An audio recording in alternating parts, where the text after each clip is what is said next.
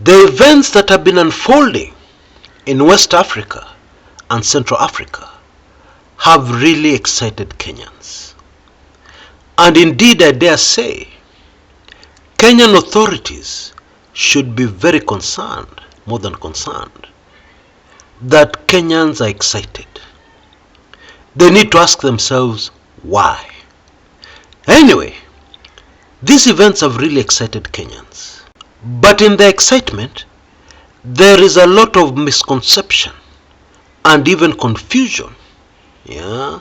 Because most do not have experience in following international politics and even foreign news of what is happening in other countries. And yet, the way things are shaping up in Africa, it is going to be increasingly important to understand very clearly what is happening in other African countries. For two reasons. It will help you understand what is happening locally, for instance in Kenya. And secondly, trends are showing us very clearly that in most instances, what happens elsewhere tends to spread to other African countries and could easily come to your country. Okay, that is a clear trend that has emerged. And to add to the confusion, I have been super fascinated by reports by Western media on what is happening in Africa, especially because most of these reports come from journalists actually based here in Africa. Okay? And so far, it has been a case of seeing a white goat and then writing a long article to convince the world that actually, although they saw a white goat, that goat is black. There is also emerging evidence that many of these journalists do not fully understand African history. And so that is why I decided to make this video, to bring clarity to this issue. Because one thing you can be very sure of is that it is not going away. Not anytime soon. And in my analysis, I will stick very closely to the facts and to history, which always helps us to understand what is unfolding currently. Now in Africa, we have had 8 coups over the last 3 years. Just take a moment to internalize that. 8. None. That is almost 3 coups every year. Okay? And that one is a white goat. It would be very difficult to write a convincing article or to file a convincing report trying to prove to the world that it is black, that it is a coincidence, that it is because of certain factors in that particular region which are very special and very specific to that region and do not apply to any other countries in Africa. And let us avoid that black goat. The goat is white. And the question on the mind of many around the globe is why? Why? In my opinion, and in a nutshell, the main cause of these frequent coups in Africa, which are making a comeback after almost 2 decades, many had believed they had gone out of fashion. The main reason has to do with a certain very dramatic change in Africa that the West and other powerful nations have refused to acknowledge, or even to see.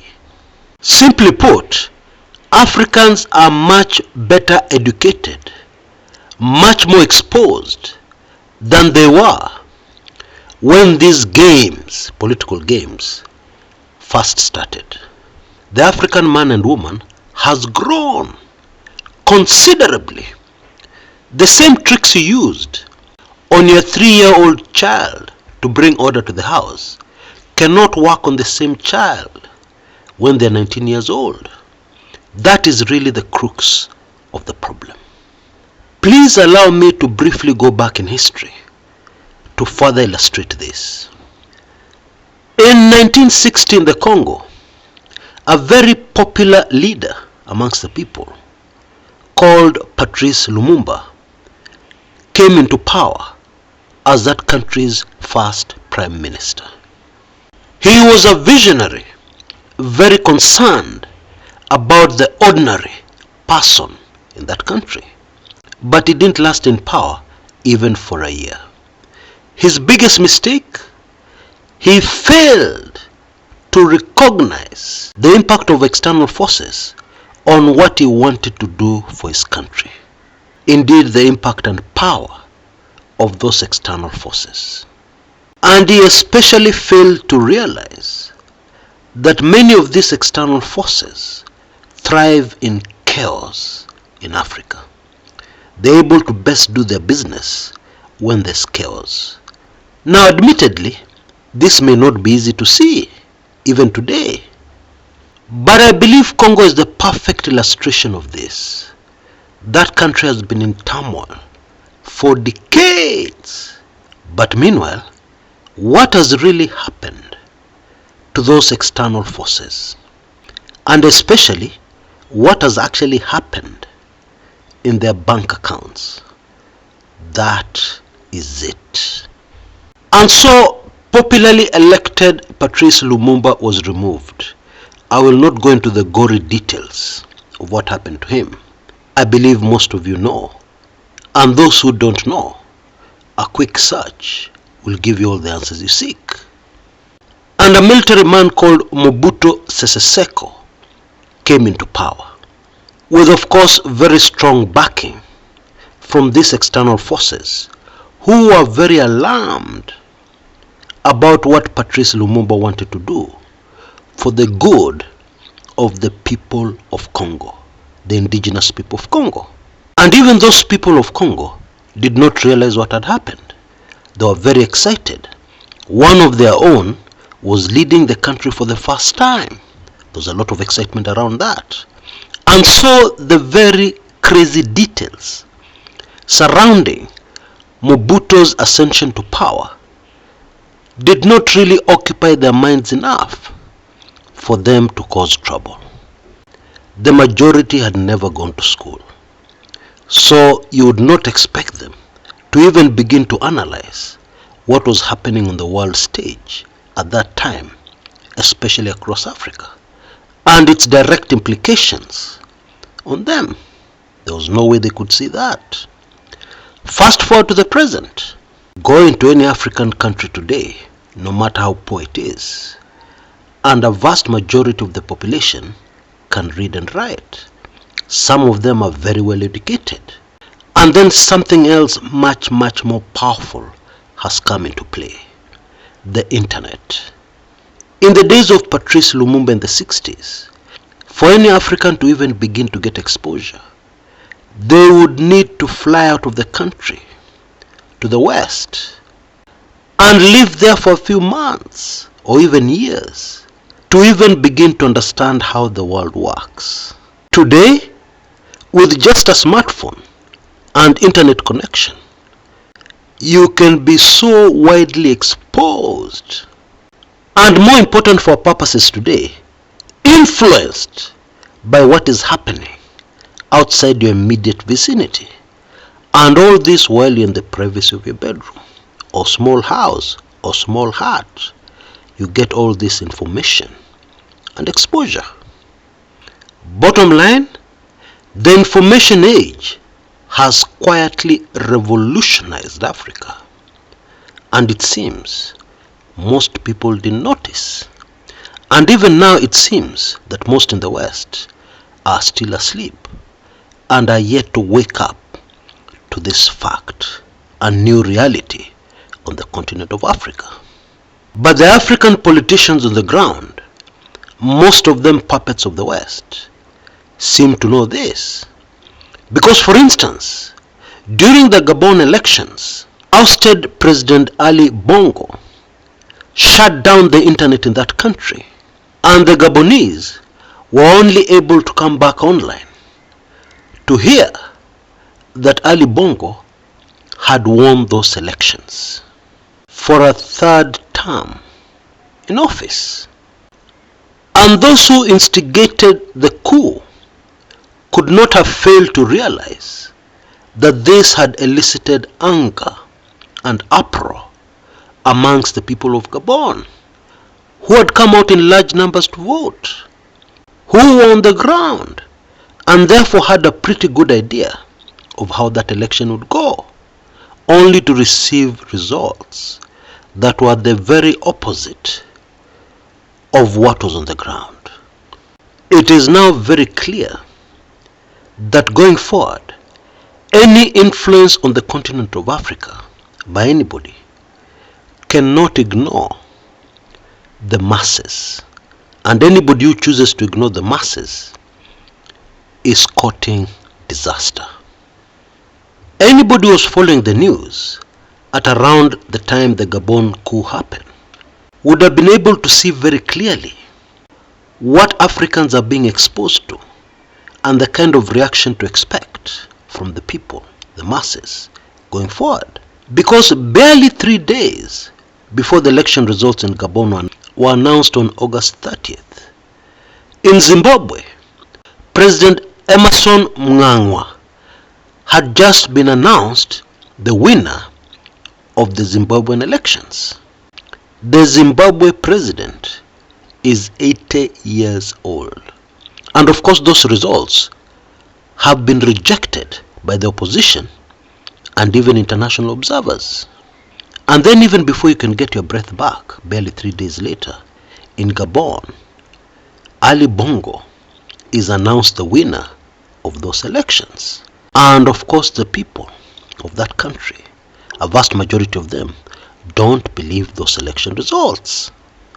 And the military takes over. And it's not that people like military rule, but the people go wild, cheering on the streets, supporting this new regime, supporting this military that has rescued them from Ali Bongo. That's really how the African on the ground saw it and still sees it. And then in a most hilarious turn of events, to resolve what the West are calling the Gabon crisis, is the newly elected Nigerian president, Bola Tinubu. And how exactly was President Tinubu of Nigeria elected? How was he elected? Repeat after me. The opposition in Nigeria, observers, and the people in that country rejected those election results. Copy and paste the precise same position in Zimbabwe, Gabon, Kenya, and I can go on and on and on. And so it does not surprise anybody that a vast majority of Nigerians do not support their own president's regional initiative through ECOWAS to sort out the crisis, in quotes, in Gabon. Now, one other very important point to note, especially for my fellow Africans trying to analyze international politics and African politics, is that it is critical to remember that politics is never black and white, locally and even globally. And for that reason, the real movers and shakers, external movers and shakers in an African country are usually hidden, operating in the background, very difficult to see. Let me give you a few examples, including one right here in Kenya. In the 1960s in the Congo, everybody knew that they were dealing with the Belgians. That was the colonial power over the Congo. And for many years and even decades, many were sure that it was Belgian backing that had gotten Mobutu into power. And it is only today, as people dissect that situation of what really happened in the Congo, that more and more Africans are beginning to realize that the main driving force behind those events was Uncle Sam, the Americans. They're the ones who backed Mobutu for decades after that. And so we must appreciate the fact that it can get pretty confusing if you want to look at these things in pure black and white. That is black, that is white, end of story. If you want to look at it that way, you'll always end up very confused. And right here in Kenya, at around the same time, when Kenya was getting her independence from the British, it was clear that the colonial power were the ones who were going to have the most influence over the country called Kenya. However, there was a politician called Tom Mboya who had very strong backing from the Americans. And to simplify the very complex circumstances that led to the assassination of Tom Mboya, let me put it this way. Had there been no power struggle in Kenya at the time between allies, the Brits and the Americans, for full influence and control over the country called Kenya, Mboya may never have been assassinated. The very important take-home lesson here is that Western powers many times compete against each other, and sometimes that battle can be very vicious, but they will never hesitate to unite. They will never fail to unite. In fact, they very frequently do, for a common objective. Like in those days, ensuring that Patrice Lumumba is never the leader of the Congo. And even if elected, he would not last long. That is the brutal, honest truth. And I believe it will help a great deal in clearing up the confusion for those who are trying to analyze the Niger-Gabon situation. We know very well that in Niger, they are very much anti-France. The military government in that country has gotten a lot of support from the people for being against the French, for demanding that the French leave that country. In sharp contrast, in Gabon, the anti-French sentiment is not strong, at least not as strong as it is in Niger. And I believe this is why some analysts are saying that the coup in Gabon was actually supported by some Western powers, which I believe is not true. Now back home to Kenya, there are some very interesting developments behind the scenes that involve some very powerful nations. I'm afraid this information is highly sensitive, and that is why I strongly recommend that you don't miss my weekly intelligence briefings, number 114, which has the details about that and even predicts. And the very shocking information in that particular WIB, weekly intelligence briefings, is that there is a certain power, very unexpected, that could end up dictating a lot of things, that could end up being the dominant factor in Kenyan politics in the next few weeks and months. And I believe this information has a link to what is unfolding in Niger and Gabon, right here in Africa, and indeed the other coups that have happened. Now I believe you can see details on your screens right now on what to do in case you want to get hold of this very valuable information, as well as all my other back editions of my highly sensitive weekly intelligence briefings. Now currently we have a program where some of you are sponsoring and supporting membership to my WAB for younger Kenyans. And I thank you so much for your response so far. And I'd like to appeal to many more of us to get involved in this very noble cause. Because if we cannot educate our youth, expose them to what is really happening, then as the continent of Africa, then as the country called Kenya, our future is doomed, because they will be in the dark, just like our forefathers in the 60s who stood no chance, and they had no idea what was really happening. And I believe you'll agree with me that the consequences were dire. They affected all of us. They affected the progress of the continent. I believe it would have been a very different story if our ancestors, our forefathers who lived at the time, understood just a little more about what was happening in the world around them. And so please let us not allow history to repeat itself. It is very important that we bring up to speed the younger people of Kenya, because they're the ones who will carry the torch in the very near future. Even if we succeed in liberating our country during our lifetimes, they're the ones who will carry the torch forward. And of course they'll stumble if they don't fully understand. So please join me in this noble cause for a better Kenya. If you sponsor 10, I'm sure you can see details on your screens right now, I will match it by sponsoring another 10. If you sponsor 100, I will match it by sponsoring 200. Yeah, you heard me right. For those who sponsor 100, I will do double.